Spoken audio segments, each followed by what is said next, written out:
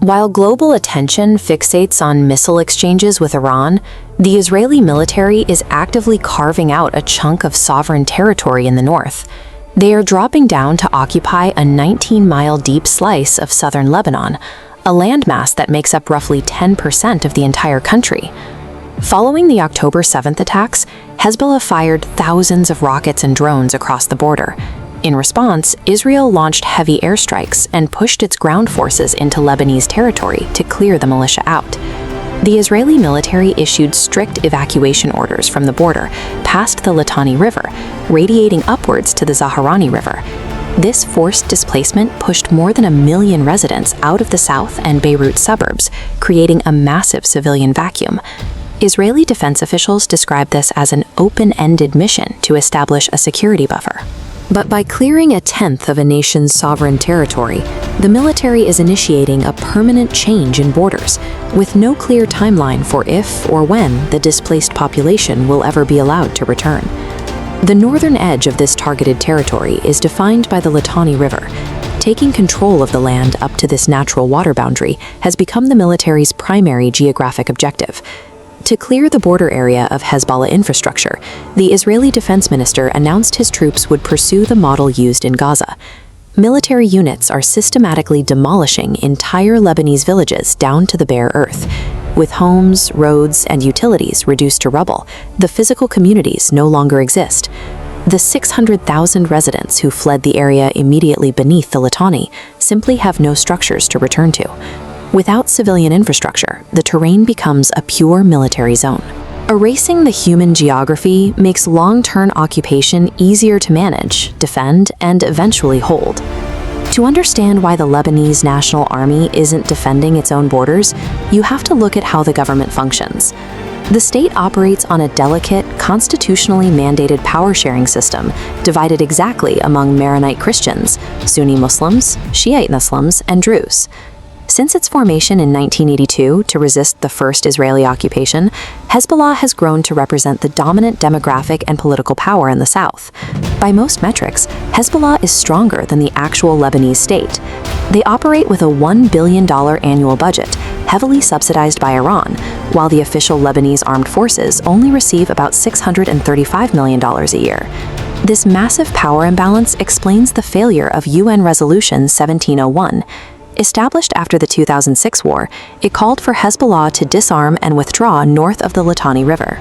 For nearly 2 decades, the Lebanese government lacked the strength to actually enforce it.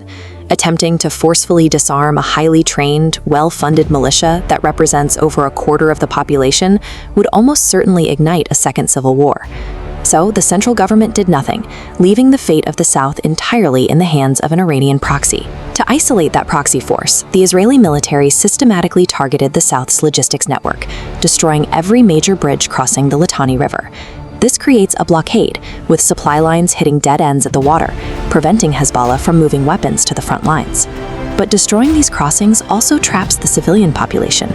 Delivery trucks cannot bring food or medical aid south, and the residents who manage to escape are physically separated from their homes by collapsed concrete.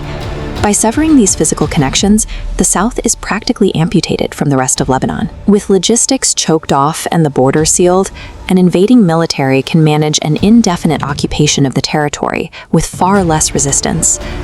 Over 1 million people, overwhelmingly Shiite Muslims, are now packing into cargo trucks and fleeing north.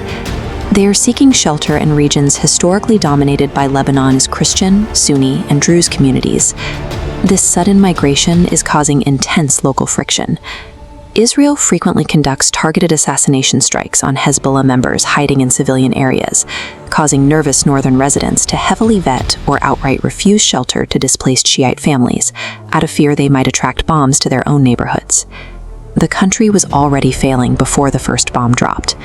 A massive banking crisis wiped out 90% of the currency's value, and the $8 billion Beirut port explosion devastated the capital's remaining economy. The national government is broke. If hundreds of thousands of displaced Shiites are permanently banned from returning to the south, their long-term presence in northern districts will completely upend the strict demographic math that holds the country together, risking internal state collapse.